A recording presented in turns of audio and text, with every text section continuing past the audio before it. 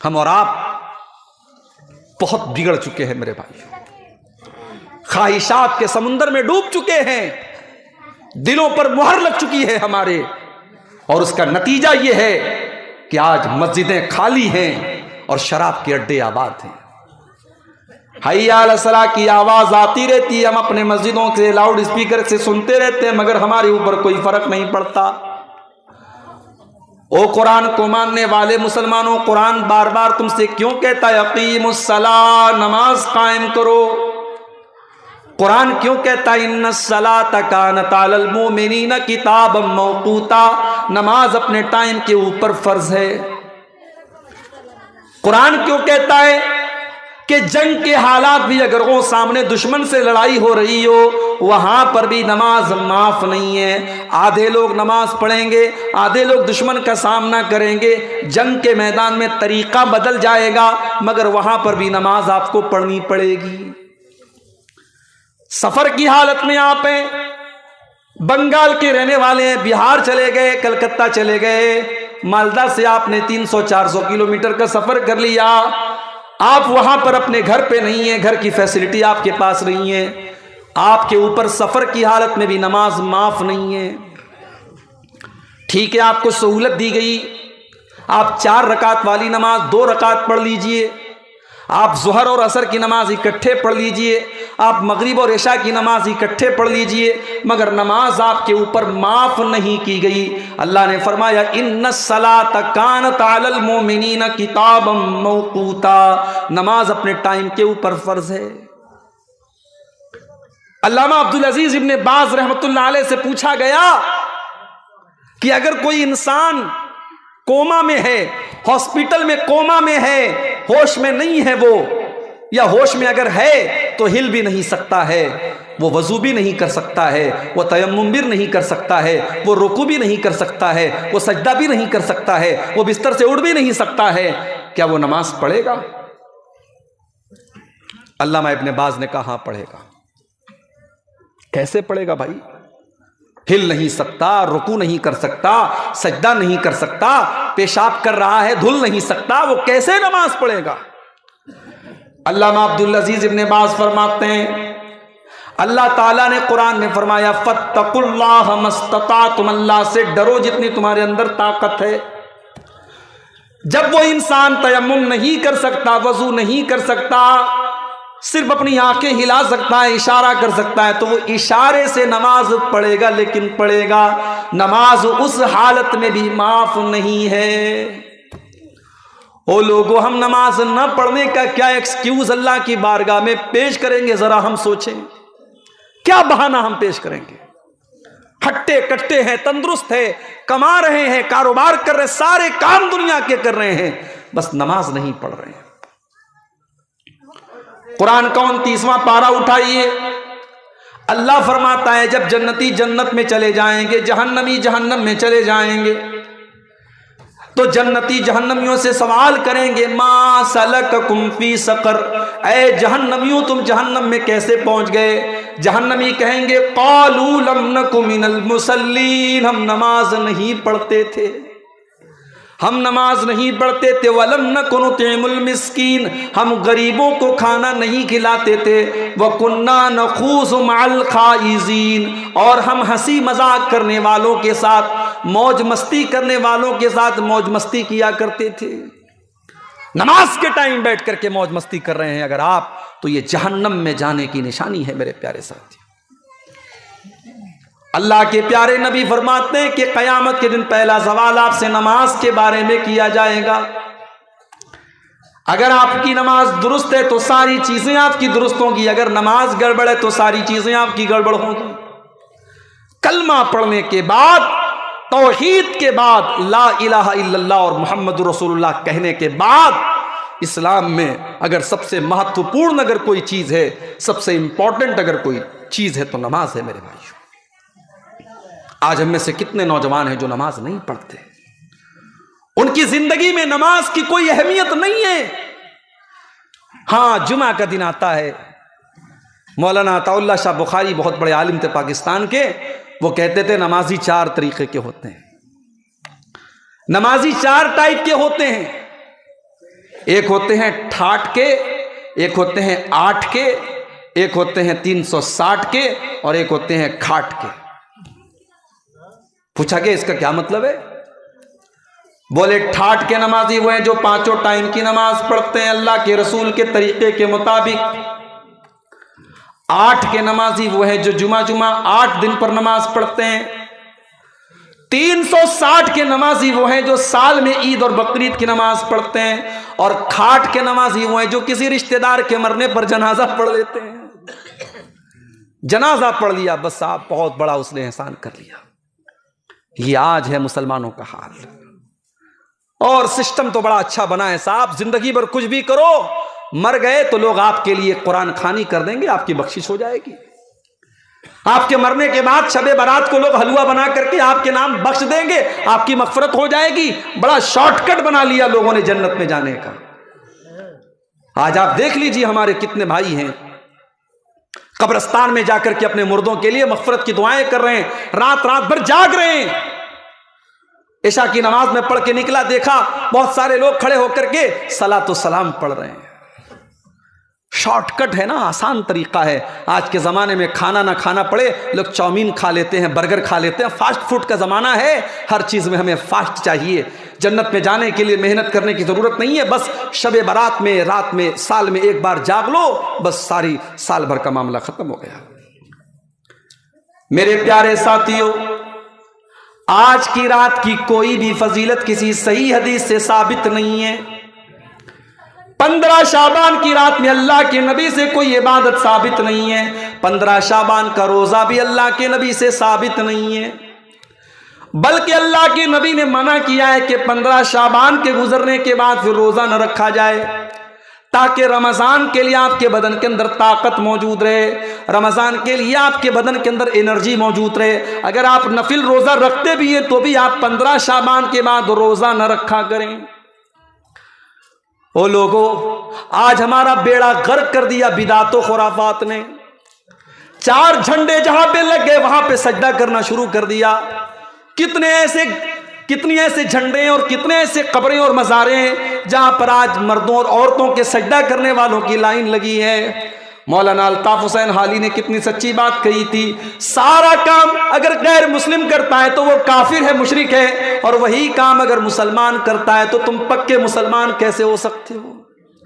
مولانا حالی کہتے ہیں، کرے غیر گر بت کی پوجا تو کافر، کواکب میں مانے کرشمہ تو کافر، جھکے آگ پر بہر سجدہ تو کافر، جو ٹھہرائے بیٹا خدا کا تو کافر، مگر مومنوں پر کشادہ ہے راہیں، پرستش کریں شوق سے جس کی چاہیں، نبی کو جو چاہیں خدا کر دکھائیں، اماموں کا رتبہ نبی سے بڑھائیں، مزاروں پہ جا جا کے نظریں چڑھائیں، شہیدوں سے جا جا کے مانگے دعائیں، نہ توحید میں کچھ فرق اس سے آئے، نہ اسلام بگڑے نہ ایمان جائے۔ وہی کام غیر مسلم کرتا ہے تو حرام ہے، مشرک ہے، وہ کافر ہے، اور وہی کام ہم اور آپ کرتے ہیں تو اسلام ہے۔ میرے پیارے ساتھیوں، یہ ڈبل اسٹینڈرڈ نہیں چل سکتا ہے۔ اسلام سیدھا راستہ بتاتا ہے، یا تو اسلام کے اندر توحید ہے، اور اگر توحید نہیں ہے تو پھر شرک ہے۔ اسلام کے اندر ملاوٹ مت کرو میرے پیارے ساتھی۔ آج بدعات اور خرافات نے مسلمانوں کا کیا حال کر دیا ہے۔ شب برات کا ایک تہوار بنا لیا گیا، رات بھر آتش بازی ہو رہی ہے۔ یہ عقیدہ رکھا جاتا ہے کہ صاحب جنگ احد میں اللہ کے نبی کا دانت ٹوٹ گیا تھا اور آپ نے حلوہ کھایا تھا، اس لیے ہم حلوہ کھا رہے ہیں۔ اچھا چلو مان بھی لیتے ہیں کہ اللہ کے نبی نے حلوہ کھایا تھا، تو دانت جب ٹوٹتا ہے تو ظاہر ہے کہ حلوہ کون سا کھایا جائے گا؟ جو بالکل ملائم ہو۔ یہاں تو ماشاءاللہ ایک سے ایک بالکل ٹائٹ، بالکل جو ہے مضبوط حلوے کھائے جا رہے ہیں۔ اس کا مطلب کہ یہ حلوہ کھانے کے لیے یہ کہانی گڑھی گئی ہے۔ جنگ احد شوال کے مہینے میں ہوئی تھی اور آپ شعبان کی 15 تاریخ کو حلوہ کھا رہے ہیں، اس کا مطلب کہ یہ کہانی آپ نے بنائی ہوئی ہے۔ جیسے ہمارے غیر مسلم بھائیوں کے یہ عقیدہ رکھا جاتا ہے مرنے کے بعد مرنے والے باپ دادا کی روحیں کوے کی شکل میں آتی ہیں، وہ اپنے مکان کی چھتوں پر اپنے مردوں کے لیے، اپنے باپ دادا کے لیے کووں کو کھانا کھلاتے ہیں۔ سیم وہی عقیدہ ہمارے مسلمان بھائیوں کے یہاں بھی آ گیا، اور 15 شعبان کی رات اپنے مردوں کے لیے ہم نے حلوہ پکا کر کے ان کو ثواب پہنچانا شروع کر دیا۔ یاد رکھو میرے پیارے ساتھیوں، جب ایک انسان مر گیا تو مرنے کے بعد اس کی روح کبھی دنیا میں نہیں آ سکتی، کبھی نہیں آ سکتی۔ اللہ نے فرمایا حتی اذا جاء احدهم الموت قال رب ارجعون لعلی اعمل صالحا فیما ترکت، جب موت کا ٹائم آتا ہے بندہ کہتا ہے کہ اللہ مجھے تو ایک بار دوبارہ دنیا میں بھیج دے، ایک موقع اور دے دے، لعلی اعمل صالحا، اے اللہ میں وعدہ کرتا ہوں کہ میں نیک عمل کروں گا، میں ایسا عمل کروں گا جس سے تو راضی ہو جائے گا، خوش ہو جائے گا۔ آنکھ کھلی بھی تو کب کھلی؟ مرنے کے بعد آنکھ کھلی۔ مرنے کے بعد انسان کہتا ہے کہ اے اللہ ایک چانس اور دے دے، اس لیے نہیں کہ بیٹی کی شادی کرنا ہے، اس لیے نہیں کہ مکان ادھورا ہے مکان بنوانا ہے، ٹائلز بچھوانا ہے، اس لیے نہیں کہ بزنس کا سیٹ اپ کرنا ہے، اے اللہ ایک موقع اور دے دے، میں وعدہ کرتا ہوں میں نیک عمل کروں گا، میں تجھے راضی کرنے والا عمل کروں گا۔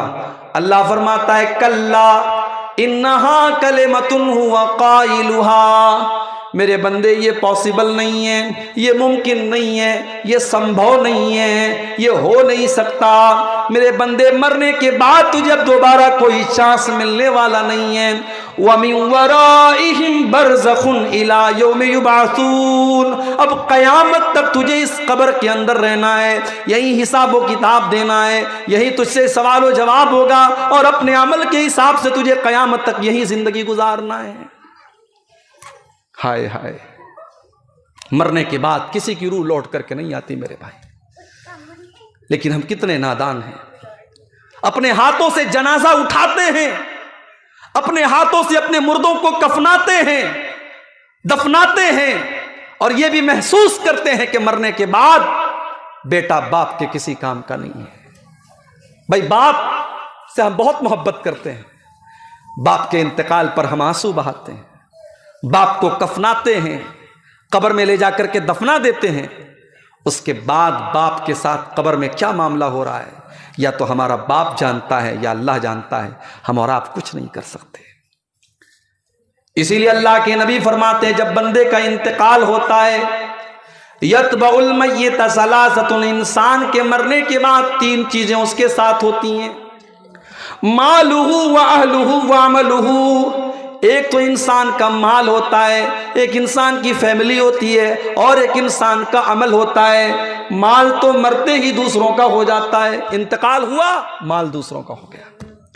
جس مال کے لیے آج انسان جوا کھیل رہا ہے، 2 نمبر کا کام کر رہا ہے، سٹہ بازی کر رہا ہے، حرام چیزوں کی کھیتی کر رہا ہے، دوسروں کا حق مار رہا ہے، سب ٹھاٹ پڑا رہ جائے گا جب لاد چلے گا بنجارا۔ مرنے کے بعد نہ کوئی زمین آپ کے ساتھ جانے والی ہے، نہ کوئی پراپرٹی آپ کے ساتھ جانے والی ہے، نہ کوئی کیش رقم آپ کے ساتھ جانے والی ہے۔ آپ کے تو کفن کے کپڑے میں بھی کوئی پاکٹ نہیں ہوگا، بغیر سلا ہوا کفن کا کپڑا ہوگا، اس کفن کے کپڑے میں آپ کچھ بھی لے کے نہیں جا سکتے۔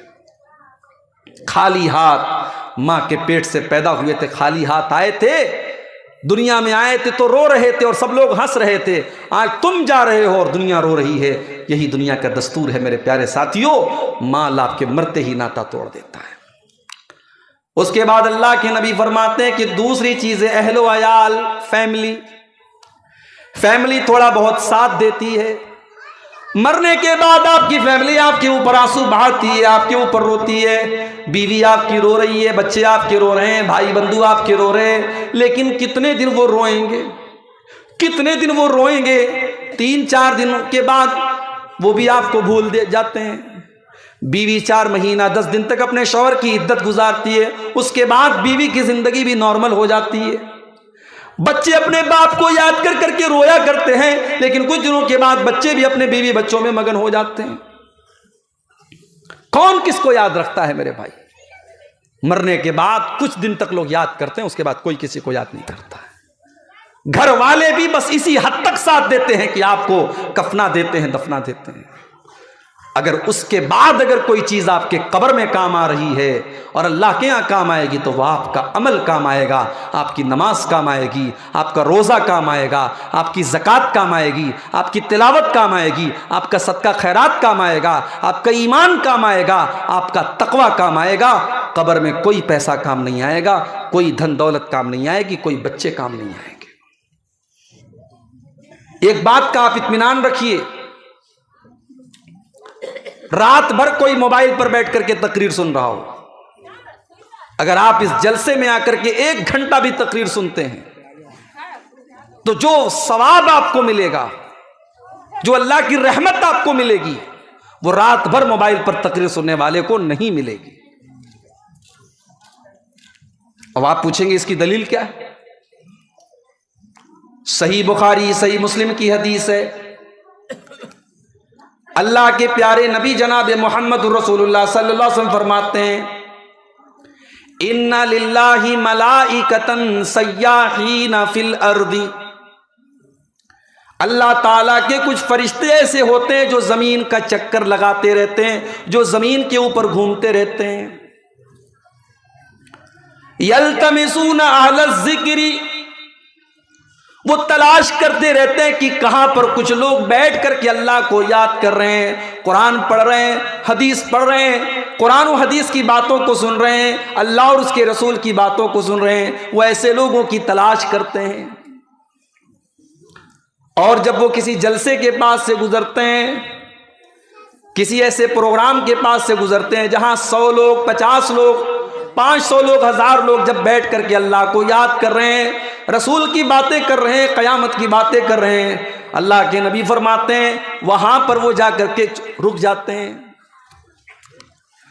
فَيَحُفُّونَهُمْ بِأَجْنِحَتِهِمْ إِلَىٰ سَمَاءِ الدُّنْيَا،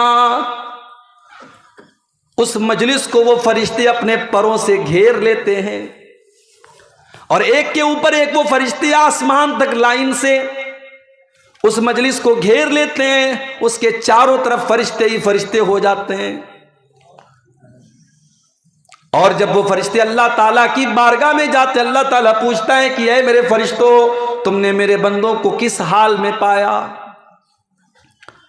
فرشتے جواب دیتے ہیں کہ اللہ، یسبحونک ویکبرونک ویمجدونک، اے اللہ ہم جب گئے ہم نے دیکھا تیرے بندے تیری تسبیح بیان کر رہے ہیں، تیری بڑائی بیان کر رہے ہیں، تیری بزرگی بیان کر رہے ہیں، تجھے یاد کر رہے ہیں۔ اللہ پوچھتا ہے فرشتوں کیا میرے بندوں نے مجھے دیکھا ہے؟ اے اللہ تیرے بندوں نے تجھ کو دیکھا تو نہیں ہے۔ اے فرشتوں، اگر میرے بندے مجھے دیکھ لیں گے تو کیا کریں گے؟ اے اللہ اگر تیرے بندے تجھے دیکھ لیں گے تو اور زیادہ تیری بڑائی بیان کریں گے، اور زیادہ تیری تسبیح بیان کریں گے، اور زیادہ تجھ کو یاد کریں گے۔ اے میرے فرشتوں، میرے بندے مجھ سے کیا مانگ رہے تھے؟ اے اللہ تیرے بندے تجھ سے جنت مانگ رہے تھے، تجھ سے جنت کا سوال کر رہے تھے۔ اے میرے فرشتوں کیا میرے بندوں نے جنت کو دیکھا ہے؟ نہیں اے اللہ، انہوں نے جنت کو نہیں دیکھا ہے۔ کیف وَإِن رَأَوْهَا، اے میرے فرشتوں اگر میرے بندے جنت کو دیکھ لیں گے تو کیا ہوگا؟ فرشتے کہتے ہیں کہ اللہ اگر تیرے بندے جنت کو دیکھ لیں گے تو اور زیادہ وہ جنت کے طلبگار ہو جائیں گے، اور زیادہ جنت کی خواہش ان کے دل میں پیدا ہو جائے گی، اور زیادہ وہ جنت میں جانے کی کوشش کریں گے۔ جلسوں کو معمولی سمجھنے والوں، آؤ اللہ کے نبی کی حدیث آپ کو سنا رہا ہوں، بخاری اور مسلم کی حدیث سنا رہا ہوں۔ پھر اللہ تعالیٰ سوال کرتا ہے فرشتوں، جب تم اس جلسے میں گئے، اس پروگرام میں گئے، میرے بندے مجھ سے جنت مانگ رہے تھے، اب یہ بتاؤ کہ میرے بندے مجھ سے کس چیز کی پناہ مانگ رہے تھے، کس چیز سے بچنے کی دعا کر رہے تھے؟ اے اللہ تیرے بندے تجھ سے جہنم کی پناہ مانگ رہے تھے، جہنم سے بچنے کی دعا کر رہے تھے۔ کیا میرے بندوں نے جہنم کو دیکھا ہے؟ نہیں اے اللہ، انہوں نے جہنم کو نہیں دیکھا ہے۔ اگر وہ جہنم کو دیکھ لیں گے تو کیا کریں گے؟ اے اللہ اور زیادہ وہ جہنم سے ڈرنے لگیں گے، اور زیادہ جہنم سے بھاگنے لگیں گے، اور زیادہ جہنم سے بچنے کی دعائیں کرنے لگیں گے۔ اللہ فرماتا ہے میرے فرشتوں جاؤ، میں تم سب کو گواہ بنا کے کہتا ہوں، جتنے میرے بندے بیٹھ کر کے مجھ کو یاد کر رہے تھے، میرا ذکر کر رہے تھے، اور جنت کو مانگ رہے تھے، اور جہنم سے بچنے کی دعائیں کر رہے تھے، اے میرے فرشتوں میں تم کو گواہ بنا کے کہتا ہوں، میں نے ان سب کو جنت میں داخل کر دیا، وہ سب کے سب جنت میں جائیں گے، اور میں نے ان کو جہنم سے بچا لیا۔ فرشتے کہتے ہیں اللہ، ایک انسان وہاں سے گزر رہا تھا، کسی اور کام سے جا رہا تھا، وہ جلسے میں نہیں گیا تھا، پروگرام میں نہیں گیا تھا، اس مجلس میں شامل ہونے کے مقصد سے نہیں گیا تھا، اس کو ہارون چک میں کوئی کام تھا، وہ وہاں سے گزر رہا تھا، اس نے دیکھا کہ گیٹ لگا ہوا ہے، پنڈال سجا ہوا ہے، قرآن بیان کیا جا رہا ہے، حدیث بیان کی جا رہی ہے، وہ بھی آ کر کے وہاں پر بیٹھ گیا۔ اے اللہ کیا اس کی بھی مغفرت ہو جائے گی؟ اے اللہ کیا تو اس کو بھی معاف کر دے گا؟ اے اللہ کیا تو اس کو بھی تو جنت میں داخل کر دے گا؟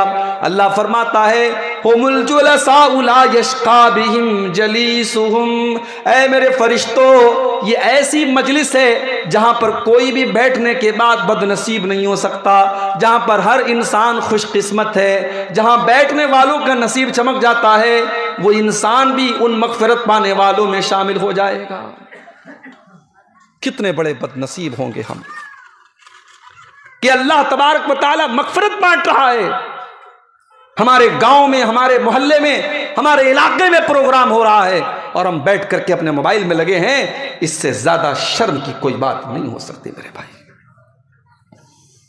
آج آپ حالات دیکھیے کیا ہے۔ اگر یہی کسی ڈانس کا پروگرام ہو جائے، یہی کسی ناچ گانے کا پروگرام ہو جائے، کوئی سلمان خان آ جائے، کوئی شاہ رخ خان آ جائے، کوئی ہیرو ہیروئن آ جائے، پھر دیکھیے بھیڑ کیسی لگتی ہے۔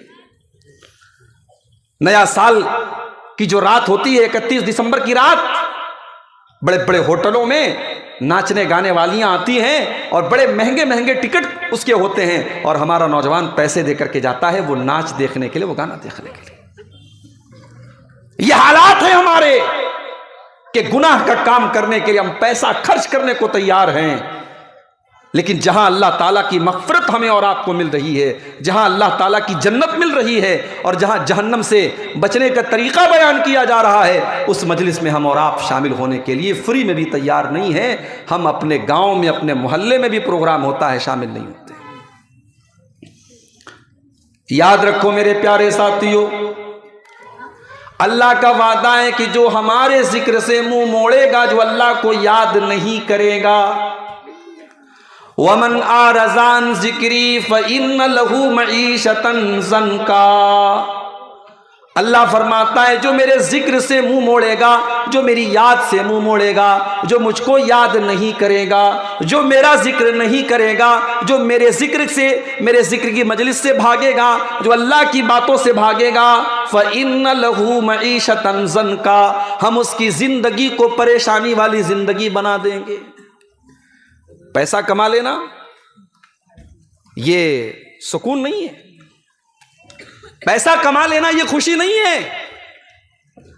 پیسہ تو بڑے بڑے کافر اور مشرک بھی کما رہے ہیں میرے بھائی۔ پیسے سے اگر سکون ملتا تو بالی ووڈ کا ایکٹر سشانت، کیا نام تھا اس کا، وہ خودکشی نہ کرتا۔ اگر گلیمر اور شہرت اور پیسے سے اگر سکون اور خوشی ملتی تو بالی ووڈ کی ہیروئنیں آتم ہتیا نہ کرتی، سوسائیڈ نہ کرتی۔ سکون تو کہیں اور ہے میرے بھائی۔ الا بذکر اللہ تطمئن القلوب، تمہارے دلوں کو اگر سکون کہیں مل سکتا ہے تو اللہ تعالیٰ کے ذکر میں ملے گا، اللہ کے کلام میں ملے گا، اللہ کی باتوں میں ملے گا۔ اللہ کو یاد کرو گے تمہارے دل کو سکون ملے گا۔ کتنا بد نصیب ہے آج کا مسلمان۔ ابھی صبح فرقہ میں تھا، میں ایک صاحب سے ملاقات ہوئی، ان کے گھر پہ دعوت تھی، ہماری ناشتے کی دعوت تھی، ہمارے بڑے پرانے ملنے والے تھے۔ وہاں پر ان کا ایک دوست تھا جو سرکاری ٹیچر ہے، گورنمنٹ ٹیچر ہے. وہ صاحب مجھ سے کہنے لگے مولانا ہمارے دوست کو سمجھائیے، یہ گورنمنٹ ٹیچر ہے لیکن ایک ٹائم کی نماز نہیں پڑھتا ہے. میں نے کہا بھائی صاحب کیوں نماز نہیں پڑھتے آپ؟ بولے مولوی صاحب کیا بتاؤں، بس آلسی ہوں. میں نے کہا بڑی خوشی کی بات ہے آپ آلسی ہیں، آلسی ہیں، بڑی خوشی کی بات ہے صاحب. میں نے کہا گورنمنٹ ٹیچر ہیں آپ؟ کہا ہاں. میں نے کہا کتنے بجے کا اسکول ہے؟ بولے 8 بجے کا. میں نے کہا کتنی بار ایسا ہوتا ہے کہ آپ 8 بجے کے بجائے 9 بجے اسکول جائیں؟ کہا ارے 9 بجے جاؤں گا تو نوکری ختم ہو جائے گی. میں نے کہا آپ کی نوکری کی ڈیوٹی 8 بجے، آپ 7:30 بجے اپنے اسکول کے لیے ریڈی ہو جاتے ہیں. آپ کا اسکول اگر کھلا ہے تو آپ اسکول پڑھانے جائیں گے کیونکہ آپ کی روزی روٹی اس کے ساتھ جڑی ہوئی ہے، آپ اس میں کوئی ناغہ نہیں کریں گے. اس لیے آپ یہ مت کہیے کہ میں کاہل ہوں، آپ یہ کہیے کہ مجھے نماز کی اہمیت کا احساس نہیں ہے.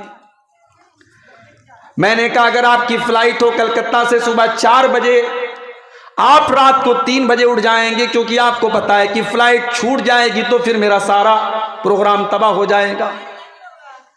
جس چیز کی آپ کو اہمیت پتا ہے اس کے لیے آپ راتوں کی نیند بھی قربان کر سکتے ہیں، اور جس چیز کو آپ نے اپنے دل میں کوئی مقام ہی نہیں دیا ہے، کوئی اہمیت ہی نہیں دی ہے، اس چیز کے لیے آپ کیوں محنت کریں گے میرے پیارے ساتھیوں؟ IAS آفیسر 18 گھنٹے کی پڑھائی کرنے کے بعد IAS آفیسر بنتا ہے. نہ رات کے کھانے کا ہوش ہے، نہ سونے کا ہوش ہے. 18 گھنٹے رات بھر پڑھائی کرنے کے بعد ایک لڑکا یا لڑکی IAS آفیسر بنتے ہیں، کسی شہر کے DM بنتے ہیں، کسی علاقے کے SP بنتے ہیں. میں نے کہا اس کو معلوم ہے کہ مجھے اپنے مقصد، اپنے ٹارگٹ کو اگر پانا ہے مجھے راتوں کا آرام چھوڑنا پڑے گا. میں نے کہا میرے پیارے بھائی اگر آپ کو یہ پتا چل جائے کہ میری زندگی کا مقصد کیا ہے اور اس مقصد کو پورا کرنے کی یہ دھن اگر آپ کے دل میں پیدا ہو جائے تو آپ راتوں کو اٹھ کر کے تہجد پڑھیں گے. بھئی تہجد کی نماز کیا ہے؟ ساری دنیا اپنے بستر پر آرام کر رہی ہے اور اللہ کے بندے تہجد کی نماز پڑھتے کیوں؟ تتجافا جنوبهم عن المضاجع يدعون ربهم خوفا وطمعا.